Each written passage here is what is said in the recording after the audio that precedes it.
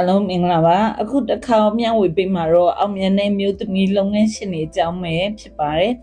အလုပ်တစ်ဖက်မိသားစုဘဝတစ်ဖက်မိမိရဲ့ကျန်းမာရေးတစ်ဖက်အောင်မြင်စီမံခန့်ခွဲနိုင်တဲ့မျိုးသမီးတွေတွေ့ရတာအင်တန်ကုန်ယူစရာကောင်းပါတယ်အများကြီးလည်းရှိပါတယ်အရင်ကအတူယူစရာကောင်းတယ်ကြည်လိုက်ရင်တက်ကြွနေရပဲမိသားစုလည်းအချိန်ပေးနိုင်တဲ့အလုပ်ကိုလည်းအောင်မြင်အောင်လုပ်နိုင်တဲ့community development အတွက်ဆိုလည်းပွဲတွေလည်းနေမှာပူးပေါင်းပါဝင်နိုင်တယ်ပေါ့အဲ့တော့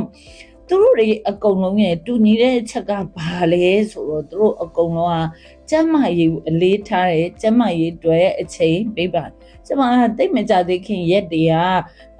စာကြောင်းလေးတစ်ကြောင်းဖတ်မိတယ်ပေါ့နော်အောင်မြင်ပျော်ရွှင်တဲ့လူတွေကတဲ့ကျမ်းမာရေးကိုယဉ်နှီးမြုံနှံမှုလို့သဘောထားပြီးတော့တဲ့မပျော်ရွှင်တဲ့လူတွေကတော့တဲ့ကျမ်းမာရေးဆိုတာကုန်ညစိတ်လို့သဘောထားပါတယ်ဟုတ်တယ်မှန်တာပေါ့နော်